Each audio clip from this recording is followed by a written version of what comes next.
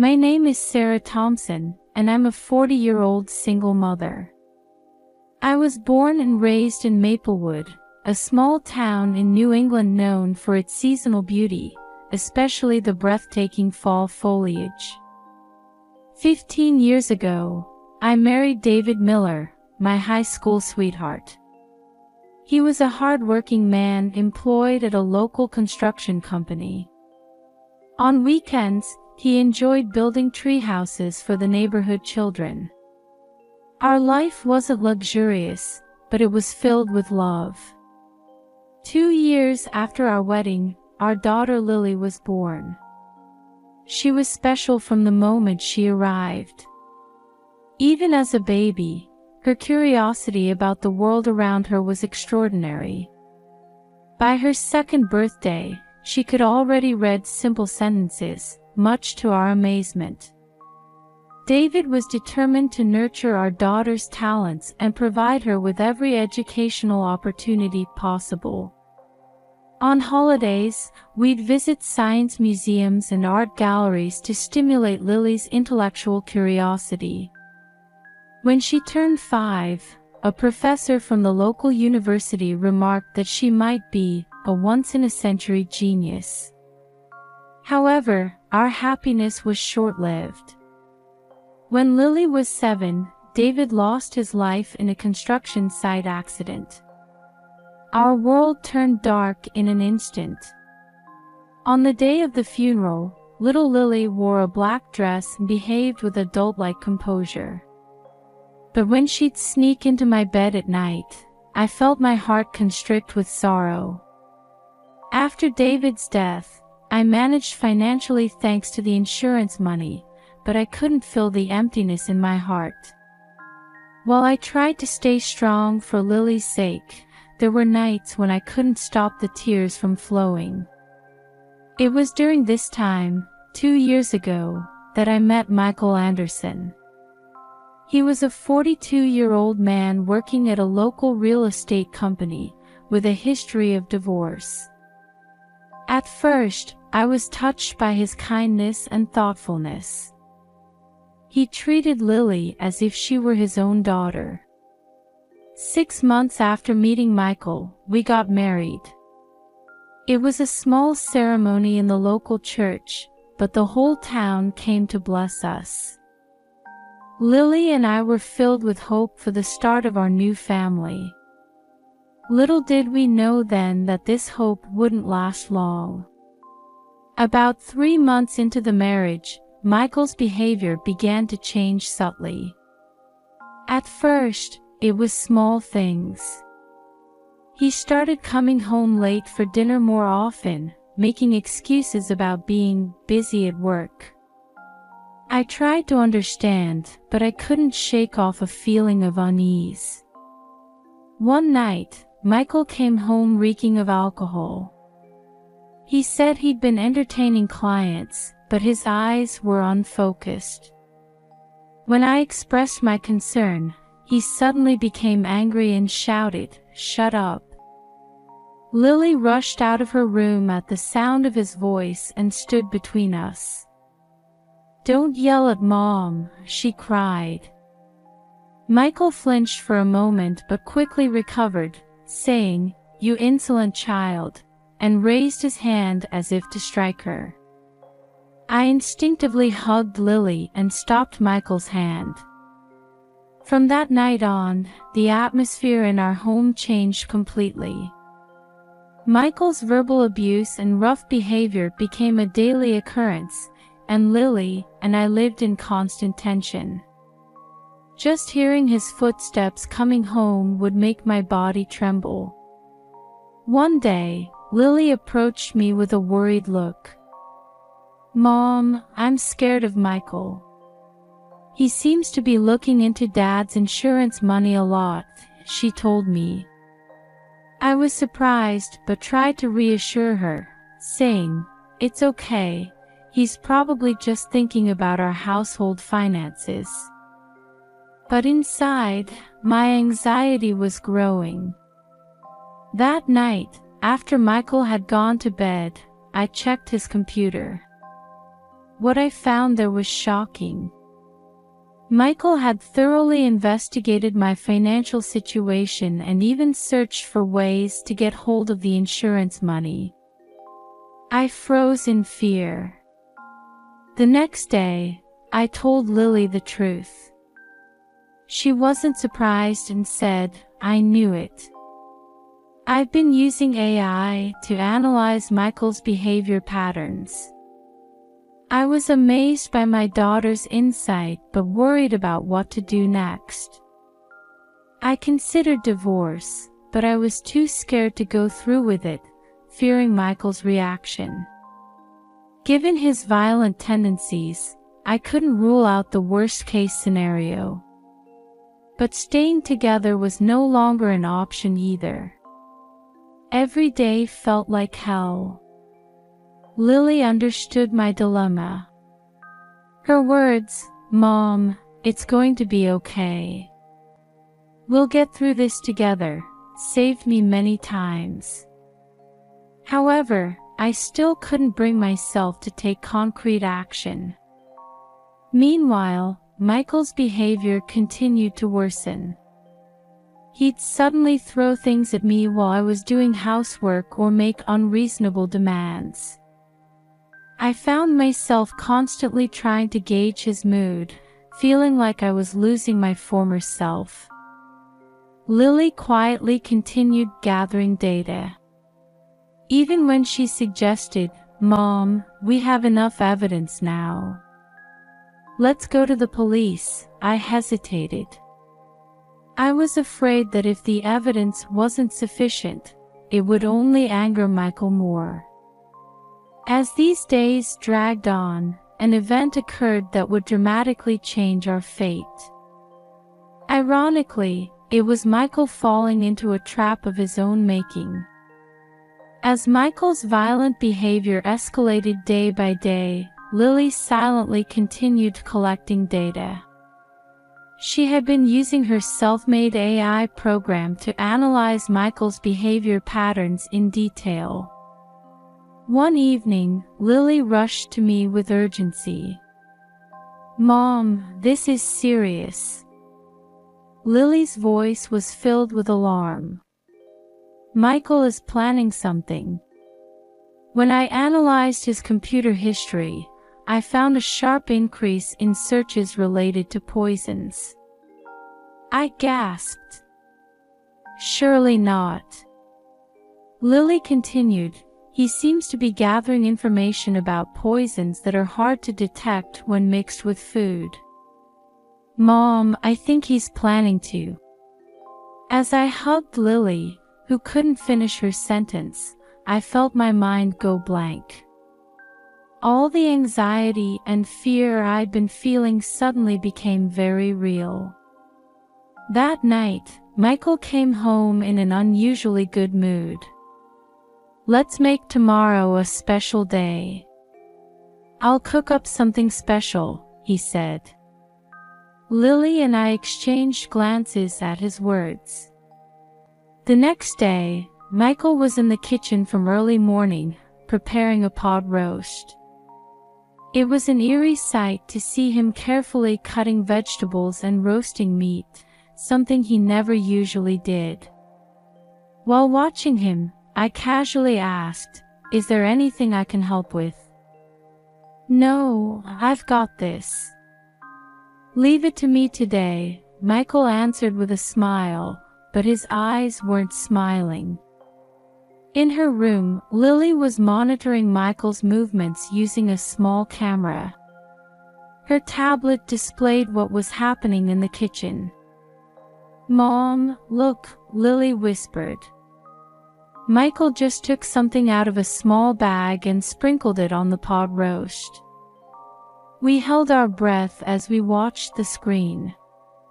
Sure enough, it showed Michael adding something to the dish with unnatural movements. As dinner time approached, a tense atmosphere filled the house.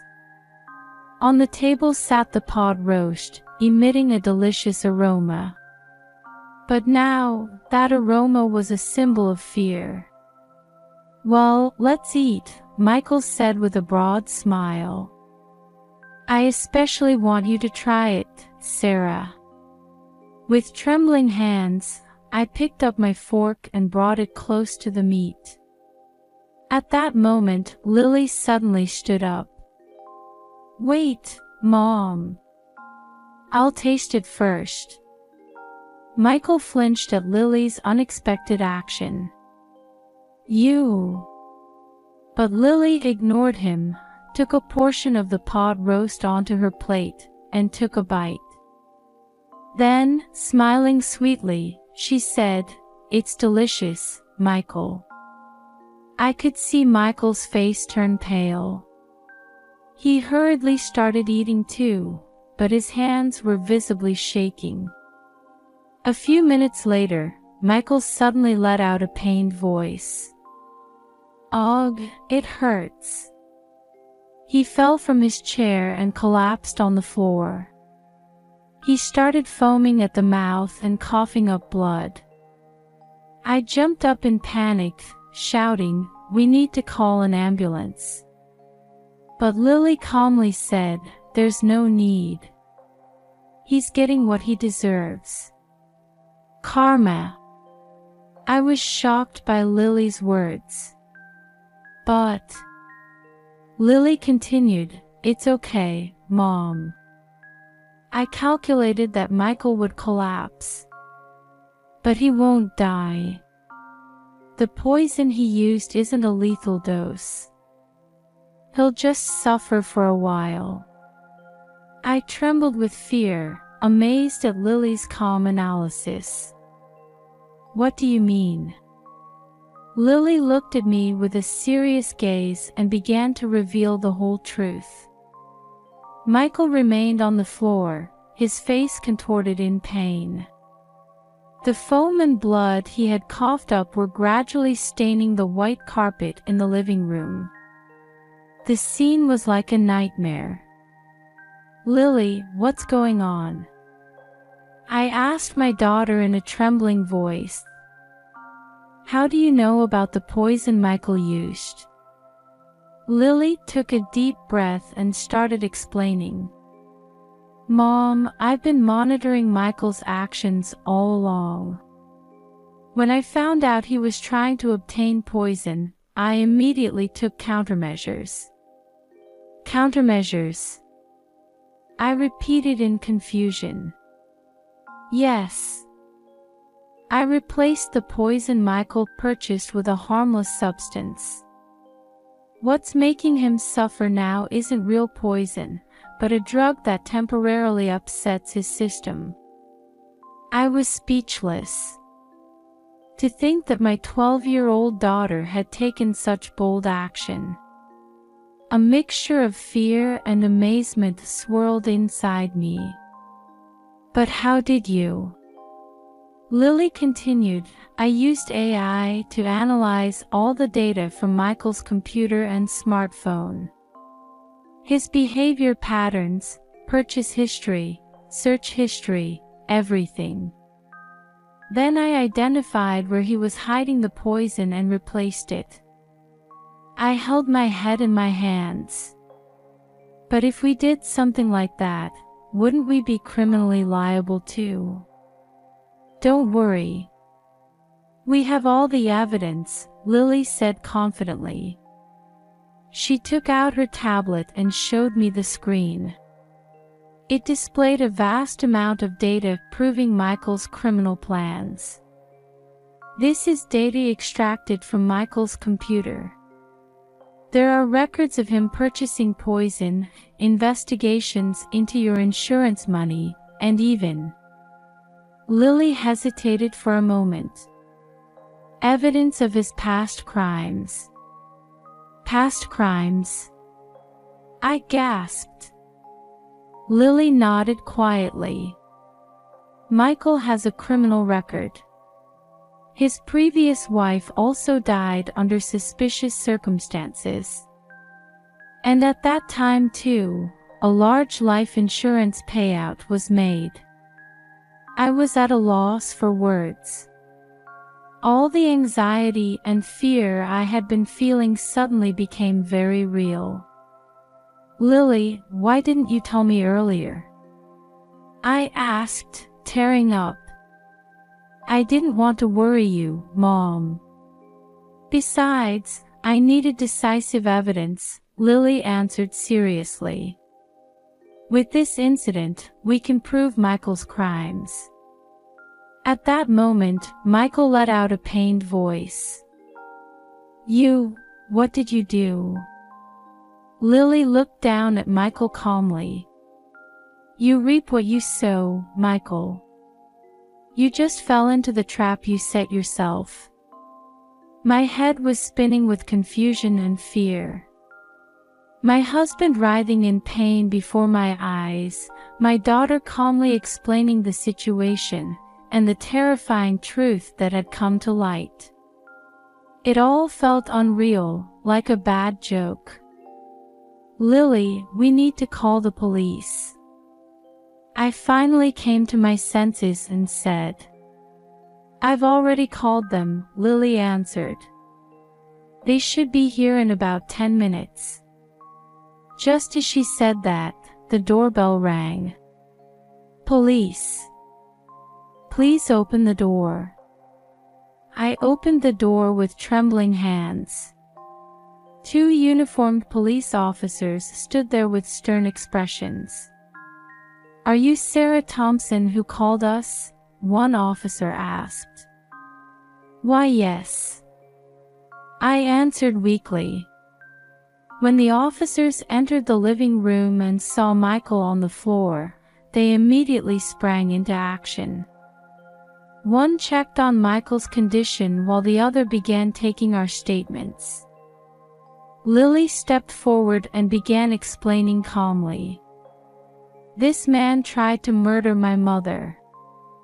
All the evidence is right here." She handed her tablet to the officer. As the officer looked at the screen, his expression grew increasingly serious. "This is quite substantial evidence," the officer exclaimed in surprise. "Ms. Thompson, young lady, would you mind coming down to the station to give us a more detailed account?" I nodded silently. It was decided that Michael would be taken to the hospital by ambulance, while we would head to the police station. Before getting into the police car, Lily took my hand. "It's okay, Mom. We won't let anyone hurt us anymore." At those words, I felt tears welling up.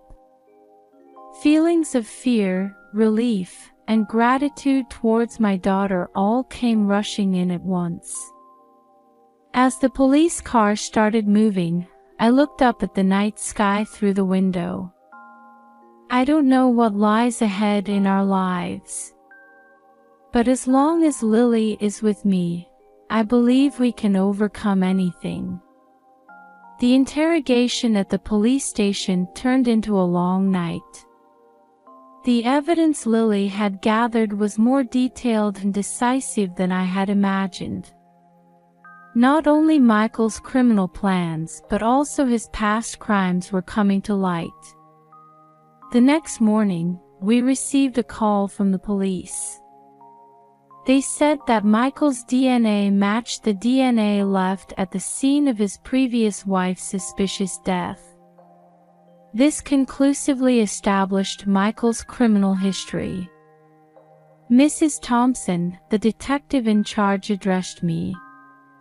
"Thanks to your daughter's quick thinking and courage, we were able to arrest a serial killer. Thank you very much." I nodded with mixed feelings. While Michael's arrest meant our safety, it also confronted us with the reality that we had to start our lives over again. When we returned home, concerned neighbors had gathered. News of the incident had spread throughout our small town. "Sarah, are you all right?" Mrs. Johnson, who lives next door, called out.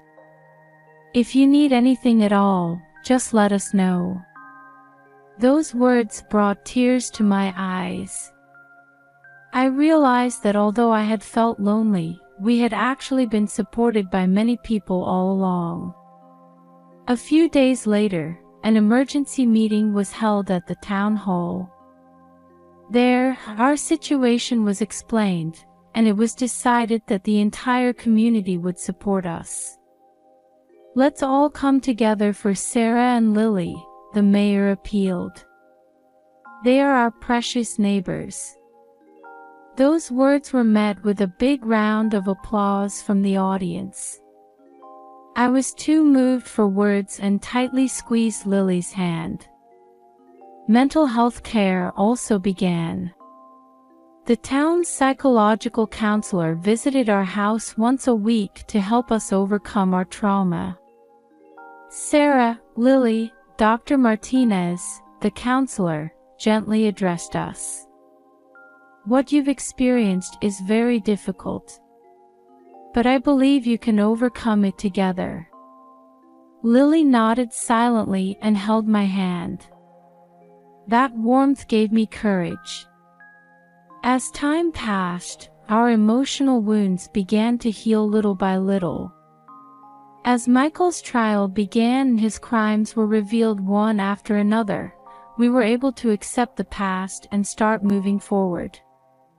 The community support continued, with neighbors taking turns cooking meals for us and supporting Lily's studies.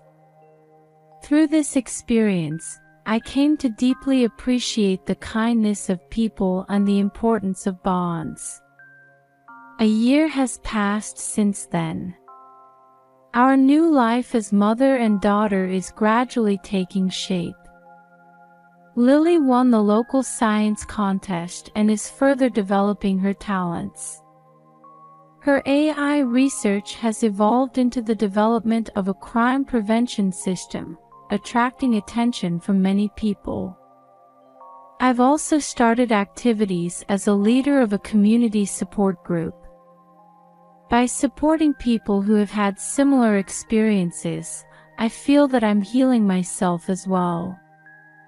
The bond between mother and daughter has grown even stronger than before.